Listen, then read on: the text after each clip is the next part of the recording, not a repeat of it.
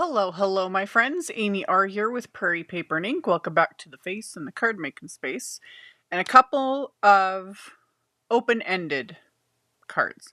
I do these fairly often, aka when I say open-ended, I just mean they're not specific, like happy birthday, thank you, etc.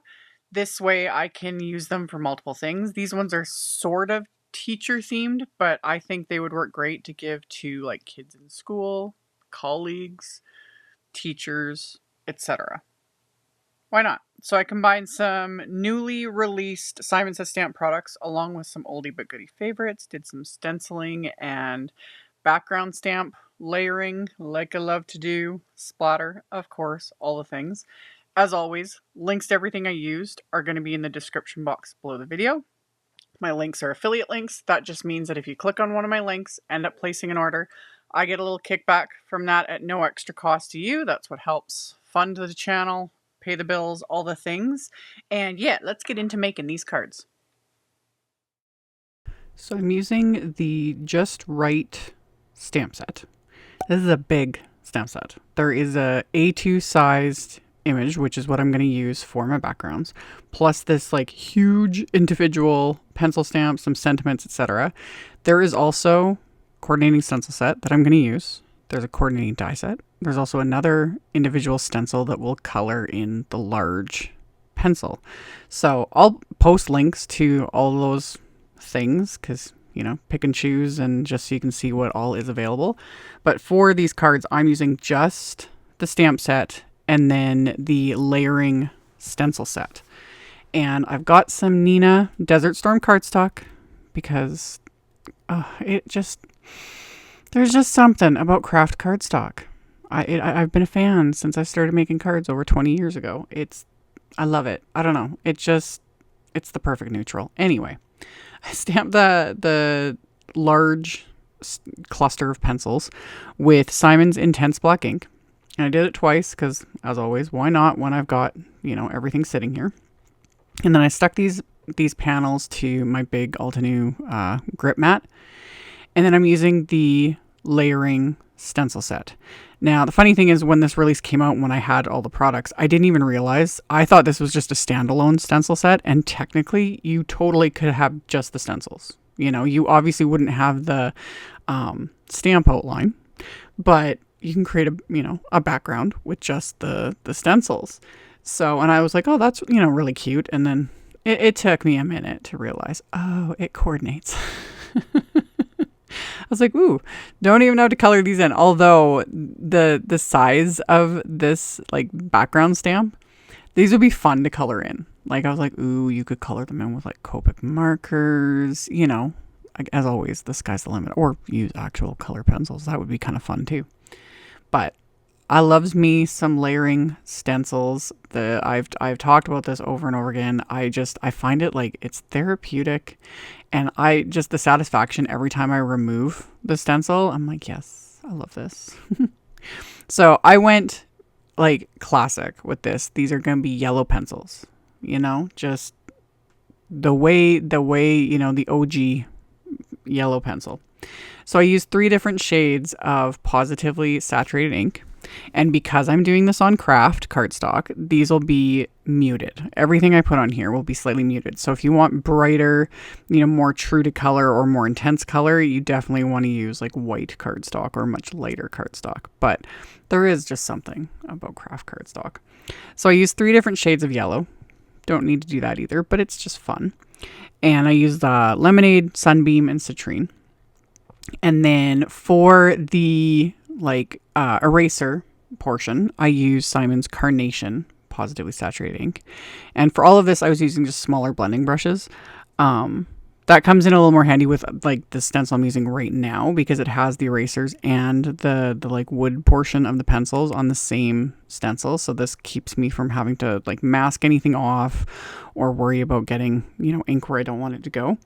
But if all you have is like larger blending brushes, you could just easily like mask off those little portions with just like a piece of Post-it tape. It would be quick and simple. This is another reason. Like stencil sets like this, I like. They're just, it's easy. I don't have to think very much. It all just comes together. Love it. So for the wood portion of all this, I used cappuccino ink. And again, all these inks will smooth. They'll soften a bit as they dry, and they'll smooth out, and they'll just look fabulous.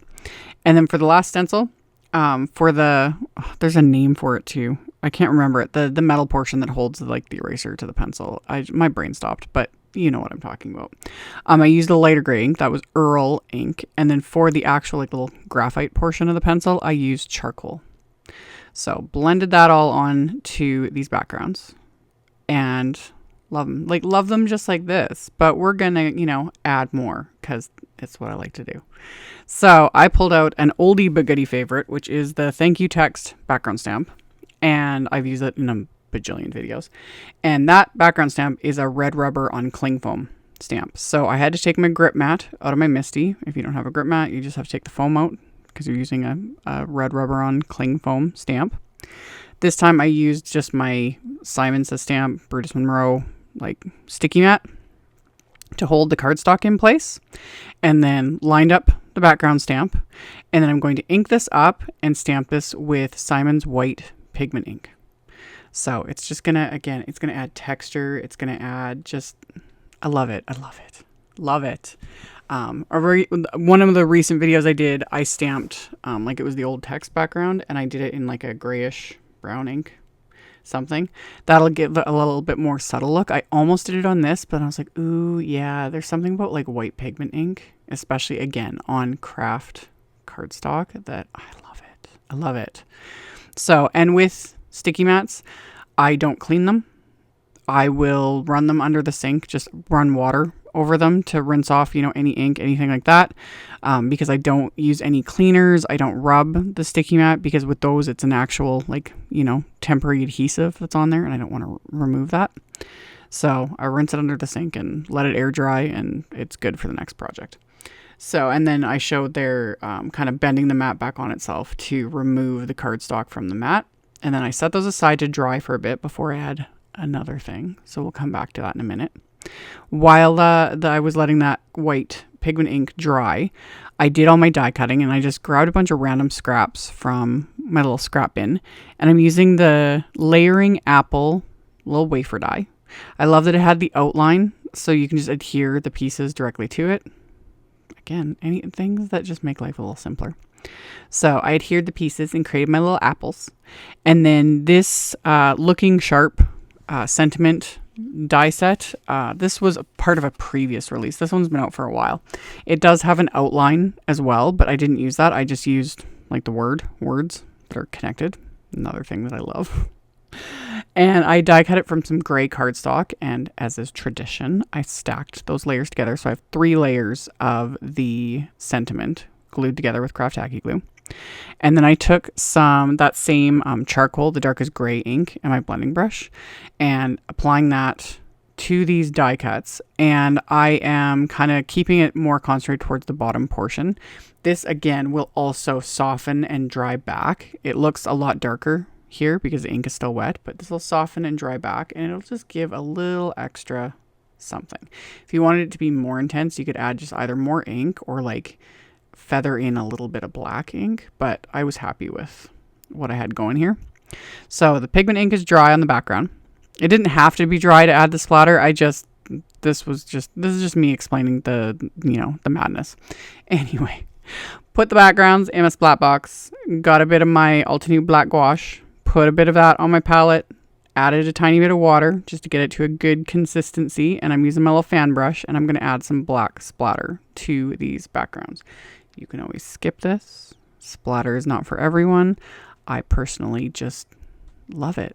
I just love it. It just works. So splatter that onto both of these backgrounds, and then same thing, gonna let that dry, which doesn't take very long. My card bases are going to be top folding A2 white note cards. I've put the grip mat back in my MISTI because now I'm going to use the clear stamp again, the same one I used on what will be the card fronts.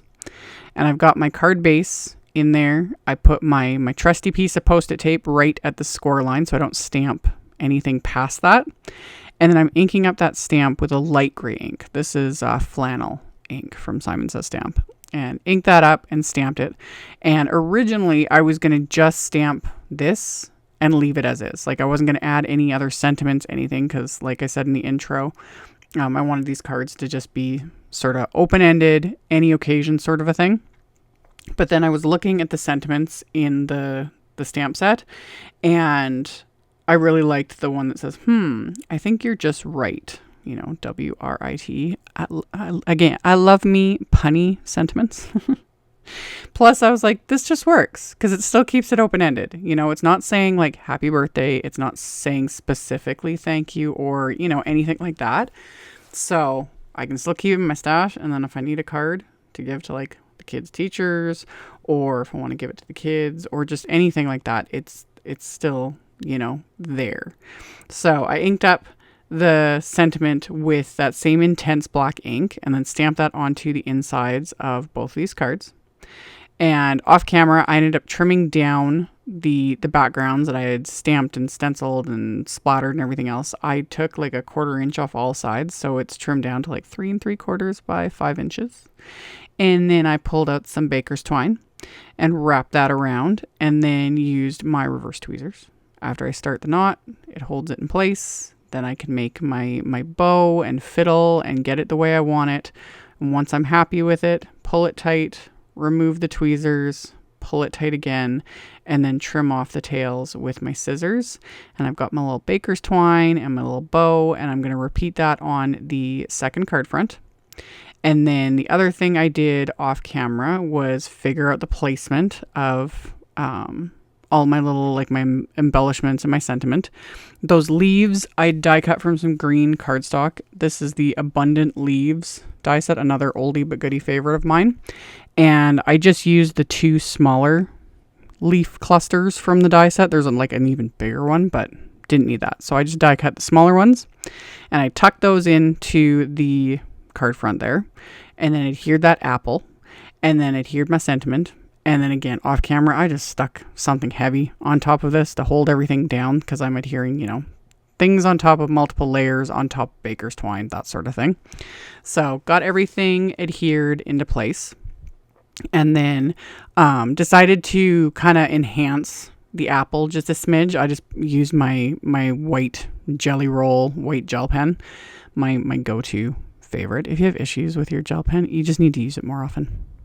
The longer they sit, it starts to dry out, and that's when you'll start having issues. I have never had issues with this white gel pen. One, it is my legit favorite, but I use it consistently enough that it almost never dries out. And if it does sometimes get a little like jumpy and it's not, you know, flowing smoothly, I scribble it on my hand, because the warmth from your hand will usually work to get it going in. So hopefully that helps. So I added those little highlights with the white gel pen, and then I added some Big Mama's foam tape to the back of these panels, you know, to pop everything up, give it a little bit more dimension. And then I'm going to just add a few little clay heart embellishments just to finish these off. So place those where I wanted, and then I'll pick them up with my little embellishment wand and adhere them into place with little dabs of craft tacky glue. And then once those are adhered and the glue dries, these cards are complete. So we've got, like I said, stenciling and layering of a background stamp, splatter, baker's twine, fun little die cuts. I was able to use up a few more of my scraps. Always a good thing. And yeah, like I mentioned in the intro, I'll have links to all the things in the description box below the video. So if you expand the description box, everything will be listed there. There'll be a link to my blog post, a link to all my social medias. You can check that out below if you're interested.